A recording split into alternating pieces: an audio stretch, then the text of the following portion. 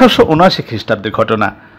Constantin ফেলবার্গ নামে এক তরুণ বিজ্ঞানী জনস হপকিন্স ইউনিভার্সিটির গবেষণাগারে অধ্যাপক আইরা রেমসনের সহযোগিতায় আলকাত্রাজাত যৌগিক পদার্থ টলুইন থেকে নতুন কোনো রাসায়নিক যৌগ সংশ্লেষণের চেষ্টা করছিলেন। তখন ছিল আবিষ্কারের যুগ। নতুন বিজ্ঞানী ফেলবার্গ ছিলেন যেমন মেধাবী তেমনি পরিশ্রমী।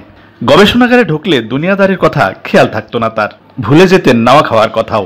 এজন্য তাকে কতবার কতভাবে যে স্ত্রী বকাঝকা শুনতে হয়েছে তার ইয়াত্তা নেই। তবু তার আক্কেল হয়নি। গবেষণাগারের অনতি দূরে ফেলবার্গের বাসা। অন্যান্য দিনের মতো সেদিনও তিনি প্রফেসর আইরা রেমসনের সঙ্গে ল্যাবে কাজ করে যাচ্ছিলেন। ইতিমধ্যে স্ত্রী দুইবার তাগিদ পাঠিয়েছেন খাওয়ার, কিন্তু আসছি বলার পরপরই যাবার কথা ভুলে যাচ্ছিলেন। আসলে সৃষ্টির নেশা পৃথিবীর সব আহ্বানকে ভুলিয়ে দেওয়ার ক্ষমতা রাখে, এমন মারাত্মক নেশা আর নেই। যাই হোক, শেষ পর্যন্ত ক্ষুধা তাকে বাড়িমুখ করতে বাধ্য করল।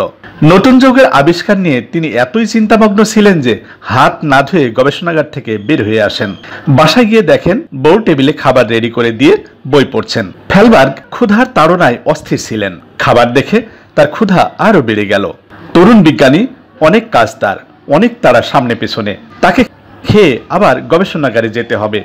ফেলবার্গ খাওয়া শুরু করলেন এবং খাওয়ার আগে হাত ধোয়ার কথা বেমালুম ভুলে গেলেন। এক গ্রাস মুখে দেওয়ার পর অবাক হয়ে গেলেন। প্রতিটা খাবারের সাথে মিষ্টি অনুভব করছে জিহ্বা, যদিও তিনি মিষ্টি পছন্দ করেন না। তাহলে কি বউ রেগে ইচ্ছে করে খাবারে তার অপছন্দের চিনি দিয়ে রান্না করেছে?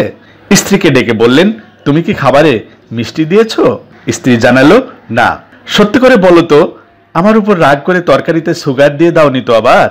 স্ত্রী বললেন, প্রতিদিনের মতো রান্না করা হয়েছে, খাবারে কোনো বাড়তি মিষ্টি দেওয়া হয়নি। কেন, তোমার মিষ্টি লাগছে? হ্যাঁ, আর খেতে পারবো না, সুগার 12টা বাজিয়ে দিয়েছে আমার ক্ষুধার। ফেলবার্গ বিরক্ত হয়ে টেবিল ছাড়ার আগে হাতের দিকে তাকালেন। হাত দেখে অবাক হয়ে গেলেন তিনি। তার হাতে আলকাত্রার কালো দাগ চকচক করছে। ভুলবশত তিনি হাত না ধুয়ে খেতে বসেছেন। ভুল তাকে খুশিতে উদ্বেল করে তুলল। তিনি বুঝতে পারলেন হাতে লেগে থাকা ময়লাটাই খাদ্যে চিনির মিষ্টি এনে দিয়েছে। আহ, কি সৌভাগ্য, কি লাভ কর হাত না ধুয়ে খাওয়া। তিনি দ্রুত গবেষণাগারে চলে গেলেন এবং হাত না ধুয়ে তার হাতে লেগে থাকা ময়লাটা নিয়ে গবেষণা শুরু করলেন। বেশি দিন লাগলো না নতুন আবিষ্কারের সন্ধান পেতে। এভাবে ভুল চক্রে পড়ে ফেলবার্গ স্যাকারিন আবিষ্কার করে ফেলেন। আরও পর্যবেক্ষণের পর ফেলবার্গ রেমসনকে বাদ দিয়ে নিজের নামে স্যাকারিনের পেটেন্ট করে নিলেন। ফেলবার্গ রেমসনের দাকমরা সম্পর্কে শুরু হয় এখান থেকেই। ফেলবার্গের আবিষ্কার খাদ্যশিল্পে বৈপ্লবিক পরিবর্তন নিয়ে আসে। 1 বছরের মধ্যে বাজারে স্যাকারিনযুক্ত খাবার পাওয়া যেতে শুরু করলো। স্যাকারিন থেকে কোনো ক্যালোরি পাওয়া যায় না, তাই এটা শরীরের জন্য পুষ্টিকর নয়, কিন্তু স্বাদ বৃদ্ধিতে বেশ সহায়ক।